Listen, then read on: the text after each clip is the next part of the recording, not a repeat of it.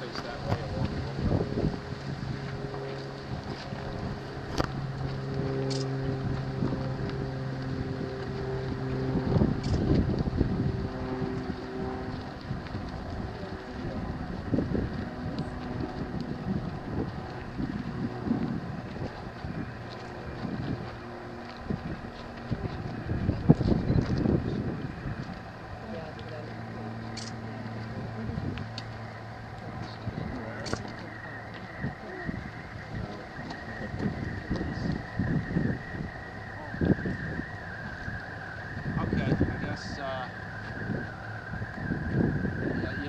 Things off here. I don't really know what to say. I didn't have any words planned.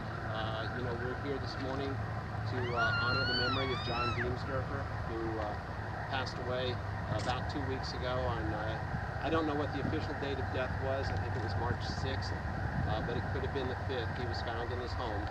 And there's not much to say that I have to say about him. I mean, he was my brother, with everything that entails.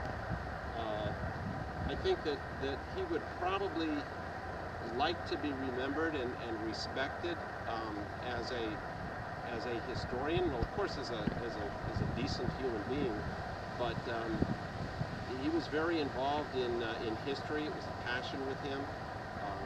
He had a few passions, history being one of them.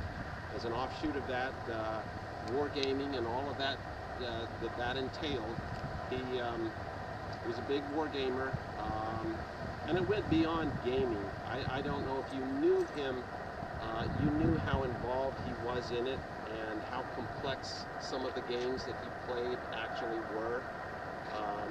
And then as a musician also, I think that was what he really enjoyed doing. And I think he would like to be remembered and respected as a good musician. Beyond that, I really don't know what else to say. I would open this up now to anyone who has anything that they might like to say about John, and we'll just kind of take it from there. Mary, if it's okay with you, we'll close out with you singing a song if you would like. Well, Steve can also sing. And that's fine. Whoever wants to do something, this is for John, and we'll take what time we need. So, anyone else, would they like to say anything? I just want to share about March the 6th. I think that's 45 years he's been playing. Yeah, well, March 6th was a date that we kind of shared. That was the day, it was March 6th, 1965. We both got guitars that day. First musical experience. Our father drove us to, we were living in Germany at the time, and we had been lobbying for guitars for some time. John had met a friend at school who played guitar, who had been in a band, and agreed to form a band with us, but we didn't have any instruments, and we didn't know how to play. So he was very, very patient with us. We used to spend a lot of weekends, the entire weekend. We would get out of school. I was a freshman in high school, he was a junior. And we would get out of school and go over to Ray's house and spend the entire weekend. We'd sleep on his floor. His parents, his mom and his dad, were super. They'd feed us. We'd go out and do what we did. And we kind of dreamed of playing music. We would get together in Ray's bedroom, and Ray would play the guitar, and we would sing songs. Just pretending, I guess. But it was it became a passion with us, and our father was not normally prone to do anything like this, but we apparently convinced him that we were serious about this, and so on March 6th he drove us to a city that was about 25 miles away by the name of Trier, very historic, built by the Romans city, but that was the closest music shop. Schallenberg was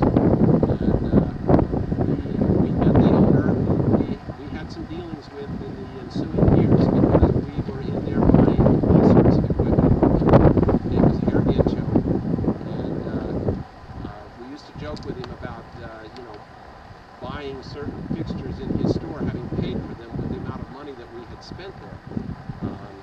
But yeah, that was the day that we both got instruments. I got a guitar, he got a bass and an amplifier. I don't know how he rated that, but he got it, and that was it for us. About a month and a half later, we did our first gig. We knew all of 3 songs. We played in an NCO club on bass, and we patiently waited. We didn't take the stage. They had us set up on the floor at the foot of the stage, and it was a wild and crazy night. You know, I guess it was typical. We didn't go into the clubs much. I mean, we weren't allowed to. It was a wonder that we were allowed in at that time. But it was about 1:30 in the morning, I think, when they said, "Okay, you guys can play your songs." And so we did 3. I think we did Miserlou as one of them, and I don't remember the other 2. They were the other 2. All 3 of them were 3-chord songs, and that was it. We were on a high after that. I mean, it really was a kick. And the band was the Deltas, and the Deltas went on to play a couple of preteen dances, and I mean preteen.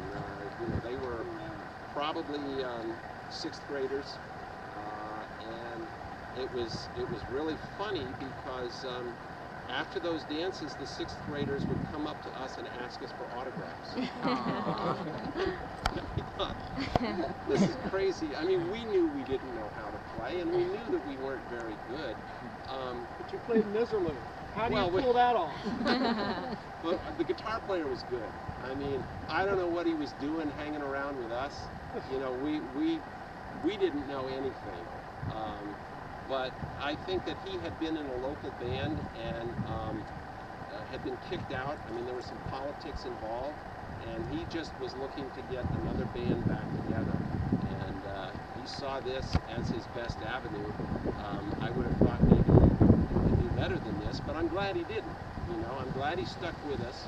And John always felt that, you know, he felt a certain indebtedness to the guy. Ray Bolden was his name. And he always felt a certain indebtedness to the guy because he was very patient with us, and he did get it started for us. And you know, much to John's chagrin, when that band broke up, I landed in another band almost immediately. He did not. He wasn't in that band. And it used to kill him that I was playing and he wasn't. But you know, that ended too. I mean, bands come and they go, and it was a blast. It was a lot of fun. But anyway, please, Albert, if you have anything that you'd like to say, meeting John, any particular incident that stands out in your mind that just kind of, you know, impressed you for one reason or another, tickled you? Well, I knew he was a character. The first time I actually met him was at the old Palomino, which used to be by the Ridge Crest Motor Home Park. There was a little lounge he was playing with, I think, Steve Chandler. Oh, yeah. And Miles, Larry Munson was playing drums, and that was the first time I'd really got to see anybody rehearse. You know, my cousin actually is the one that introduced me to Johnny, because he knew the guys in the band, and he lived right next door, and they were rehearsing, and my twin brother Alan plays, and he was nice enough to take us in there, and that's when I actually met Johnny. And I probably didn't play with Johnny until about 10 years later. You know, I played so many bands up with Johnny, I forgot about half of them, but, you know, he reminded me a lot of them, and I know he was probably had a very high IQ. I always respected him for his knowledge, but I also respected him for his stubbornness and his way of just being himself. He didn't try to be anybody else. He didn't try to, you know, go overboard and let anybody like him. He's like, if you like me, you like me. If you don't, that's okay too. You know, he was just one of those Yeah, he was special fairly guys. uncompromising in that regard, I think.